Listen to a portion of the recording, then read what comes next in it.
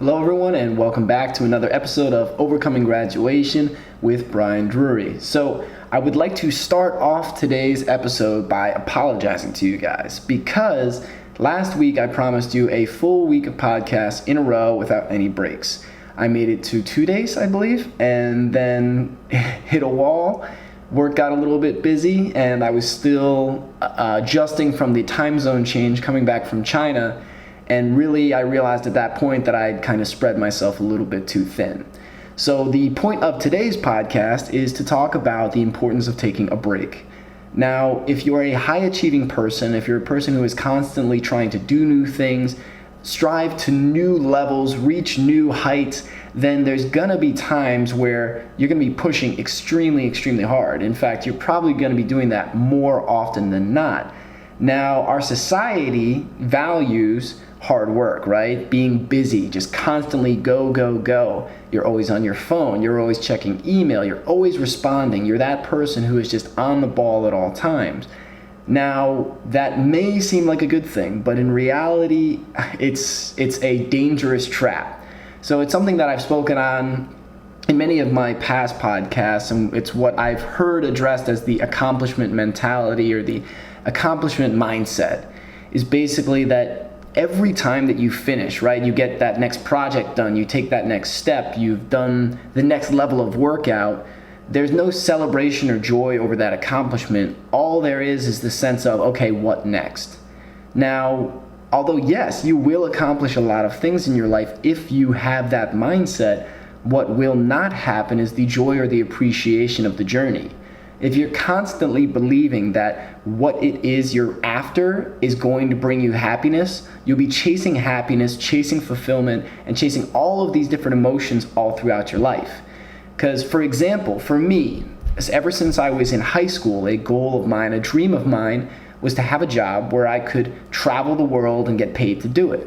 Now, I'm currently in that job. I'm doing that right now, traveling about 50% of the year globally. And so you would think, hearing that, okay, you've reached that point, you've reached that milestone, so now you must be happy all the time. Now, the reality is, I'm not. I'm not happy all the time. Do I enjoy the travel? Yes. Do I feel very blessed to be in that position? Yes. But the actual appreciation and the actual joy doesn't come from achieving that thing. It comes from appreciating everything I have, everything I've done to get here, all the people that have helped me along the way. So it comes back to gratitude. So being able to express gratitude for the things you've accomplished is so critical to finding happiness in the now. So often we find ourselves living in the past, thinking about what we did that we regret or what we did that we enjoyed, or living in the future, just thinking about what could be, what might be. And we spend so little time existing in this moment right now, which is all we have. Right now, you're building your future, and right now you could either be using your past as fuel or leaving it behind where it needs to be so that you can grow into the person you're meant to be today. So a big piece in being able to do that is taking breaks and recharging. It is so, so, so critical. Now, all right, just one thing before I jump into the recharging and taking breaks. One method that I've started to use that I think is very helpful is writing down the top 3 or the best 3 things about every day that happened, like in that day. So you sit down right before bed and you write the 3 best things about that day that happened, the 3 best things you achieved, the 3 best experiences. Now, this has multiple effects. One, it puts you in a positive mind frame right before bed, so that helps you to relax, that helps you to decompress, and it puts you in a good state to start off your day the next day. It also reminds you of all of the things that you've accomplished in that day, and then at the end of the week, the end of the month, maybe at the end of every day, you can read back over the past couple entries and see all of the things that you've done to get to where you are today. Many people that are high achievers, that are in the accomplishment mindset, accomplish so many things in a day, and they forget everything. They forget all of the good things they did, and they just look to what they didn't accomplish, right? Like maybe you're writing a book, and you wrote 2 chapters, and you did a workout at 6 a.m. Then you went out and hung out with friends, and then you went out and did this. You got your laundry done, you got that done.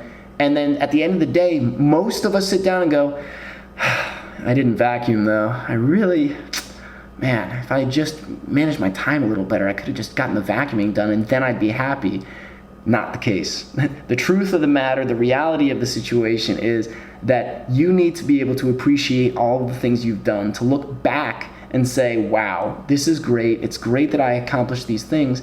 I'm so excited for tomorrow to continue to move forward more. And also writing these things down, if there was a time where you really were struggling with something to write, you were not finding a lot of great, amazing accomplishments each day, start super small. The best thing in your day, honestly, on some days might be you had a fantastic cup of coffee, that somebody gave you a hug. Like, really, there's gonna be shitty days. There's gonna be tough days. There's gonna be days where you just don't feel like yourself. So always look to find good in every day. Now, as you continue to do this activity of writing every night, you're going to find yourself walking through your day looking for reasons to be grateful, because you know you're going to be writing these things down later at night. This is where you can start to shift your perspective from a negative, wanting mentality to an appreciative, grateful mentality. So these are all wonderful, fantastic things about being appreciative in the now. Now, moving on to taking breaks and rest. Now, anyone who has gotten involved in any kind of physical fitness regimen, or maybe you played sports growing up in high school or college, and you had your coaches tell you that you need to rest, that when you're doing any kind of intense, let's say, weight training, they talk about tear and repair. So literally what is happening is you are breaking down your muscles, and then you need to give them time to repair themselves so they grow up bigger and stronger. So when it comes to our physical health, I think most people are aware and understand that, okay, if I'm working out, there's going to be times where I need to rest so that my body can recuperate. I think in terms of diet, we understand many times that, okay, if I'm going to be doing these rigorous workouts, I need more protein, I need carbohydrates for energy, I need water to make sure that my body is properly hydrated.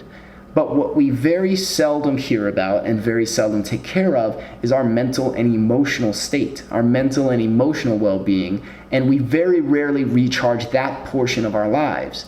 So one of the best examples I've ever heard of this is from Lisa Nichols, one of my favorite writers, favorite speakers. If you haven't heard of her, Google her, look her up on YouTube. You can read her book. Really any one of those resources, she is fantastic. She talks about an activity that her mentor introduced her to, where she brought out a cup and filled it with water and said, this is your cup, and you filled it up. You've taken the time to take care of yourself and give yourself everything you need. But most people, when they see someone else in need, they see someone in their family, their spouse, a relative that needs something, they give from their cup. And then they see that their son or their daughter needs help, and they give from their cup. They see that a coworker needs a listening ear, and they give from their cup. And this leaves that person at the end of the day with an empty cup, emotionally and mentally drained. Yes, they've done a lot of good, and that is fantastic, but the most important thing you can do is take care of your own health so you can give more to the world outside of you. So what Lisa's mentor talked about was she takes out a saucer, places the saucer under the cup, and starts to refill the glass, talking about refilling your own tank, taking care of yourself. Then quickly, she starts to overflow the glass, and the overflow begins spilling into the saucer. And she says to the listeners, says to her audience, you should be filling yourself up so full that you are overflowing with energy, with love, with emotion, with passion, so that when you give from your saucer. You're giving from your excess. And in that way, you are never giving from the most important energy source that you have, and that's yours. So in that way, when you take time to rest, to meditate, to clear your head, to go on a walk in nature, to go on a bike ride, to reconnect with friends and laugh and get your endorphins going, what you're doing is you're filling up your tank. Now, when you commit to yourself and you commit to your body and you say, I'm going to take care of myself, I'm going to love myself, that means making a serious commitment towards generating this type of health and wellness within you. So when you do that, all of a sudden you're going to feel new levels of excitement, of energy, of fulfillment. You're going to be expressing more gratitude. You're going to be connecting with people more, and things around you will just appear to be happening without reason. Like, it just amazing, wonderful things. So for me, here was the one of the big things that comes with this type of taking care of yourself and managing your emotional state is planning and organization. So if I had said to you guys, here is a week of podcasts is coming, and get ready, it's going to be a lot of fun. And I had 7 episodes recorded, ready to go, edited if need be, and they were already primed, they were loaded into the computer, and all I had to do was click and send them off. That's a much easier commitment to keep in the ever-changing, crazy lives that we live. Now, what I actually did was I said, hey guys, I'm going to bring you 7 episodes. And I said, all right, I'm going to do a couple today. It was like the Saturday before the week, and I did none. And then Sunday, I did none. Then Monday, it was a busy day at work. It was a long day at work. I scrambled to get one in, got one in. And then Tuesday, I did the same thing. But by Wednesday, it was a super late night working. We had conference calls at night, reaching back to the U.S. at 9 p.m. And I was like, I need to take care of myself first. I know I made this promise to my audience, and I don't want to break this, but if I don't take care of myself and take some time to recharge now, it's going to get even worse. So although, like I said, I apologize to you guys for making that promise and not keeping it, I'm trying to practice what I'm preaching and take care of myself. This week, I came back and I was really struggling with the 12-hour time difference from China. So I needed to take this time to reboot. And today, because I took that time, I appreciated my body, I love myself, and I was willing to say no to going out and other things to take care of myself. Now I'm feeling energetic and healthy again, and I'm able to put more energy and love and focus into these podcasts for you guys. So for anybody out there who's feeling drained on a regular basis or even just exhausted at this point, recognize that 1, it is okay to take a break. I am just as guilty of this as anybody, of just wanting more and get more done and finish the book and publish 20 podcast episodes and do this and do this and do this.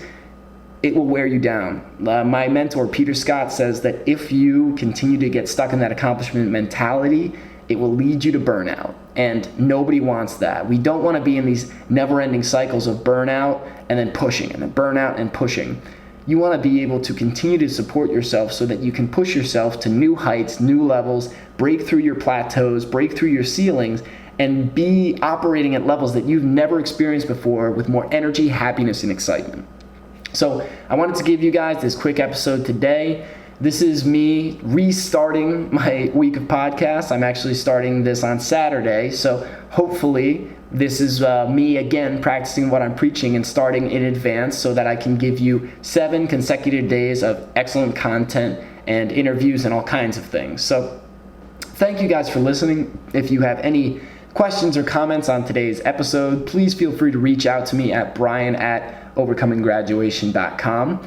You can see all my past episodes, any show notes, and anything else you'd be interested in seeing at overcominggraduation.com, as well as apply to the mailing list, because very shortly I'll be coming out with offers, with newsletters, with different things to give you more benefit, more value, and hopefully have more fun. So thank you guys. I hope you're having a fantastic weekend or week whenever you end up listening to this, and I love you all, and I'll be talking to you again soon.